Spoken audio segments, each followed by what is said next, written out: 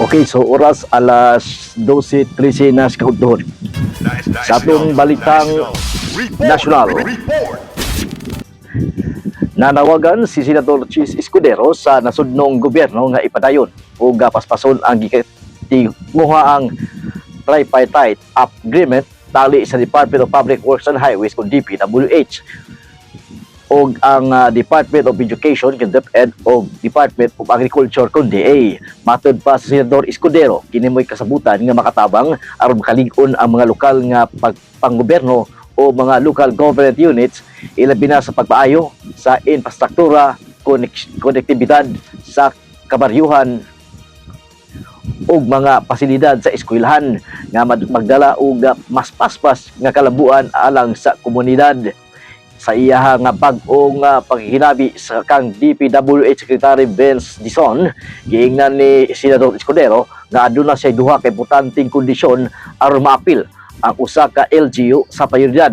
Una, ang hanas og kapasidad sa LGU nga magpatuman og pagtapos sa mga proyekto. Ikaduha, ug ang lig-on nga kahimtangan sa kalinaw ug kausay sa maong lugar.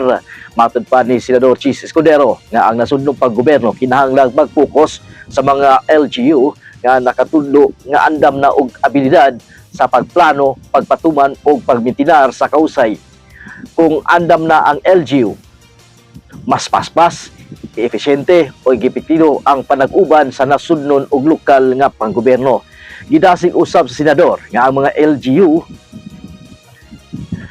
paningkamutan nga matuman ang mga kondisyon aron mas daghan silang makuha ang suporta, mas dakong oportunidad ug mas dali ang paghatod og mga proyekto ngadto sa katawhan. Talipay usab Senador Chis nga sa iyang pakighibalo sa mga probinsya sa Sorsogon o sa mga lugar nga nakatuman o kinahanglanon og posibleng mahimong modelo sa maong tripartite agreement. Matod pa, pasabot ang gikan sa 2019 ang 2022 na ang dihang gobernador pa siya sa probinsya sa Sorsogon natuman ang madaghang proyekto sama sa Sorsogon Coastal Road, pagpaayo sa mga provincial o barangay roads bisan paman sa panahon sa pandemya. Pagpalig-on usab sa kalinaw kausay pinagi sa barangay development projects ilalom sa TFL Cup. Matod pa sa senador, ang maong modelo pwede patuman sa tanang probinsya sa nasod. Matod na andam ang kapasidad ang LGU ug lig-on nga kahimtang sa peace and order. Giduha usab sa mga panag-uban sa DPWH nga DepEd ug ang DA mahimong kulmahon sa umaabot nga kooperasyon nga magtuwong sa pagpaayo sa infrastruktura, edukasyon ug produksyon sa agrikultura.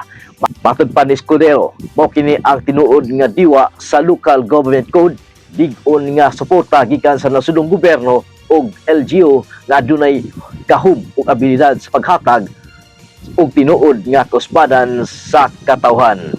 Mao kato ang nasudnon nga palita. Balik mi sa pipila ka mga pahinulog.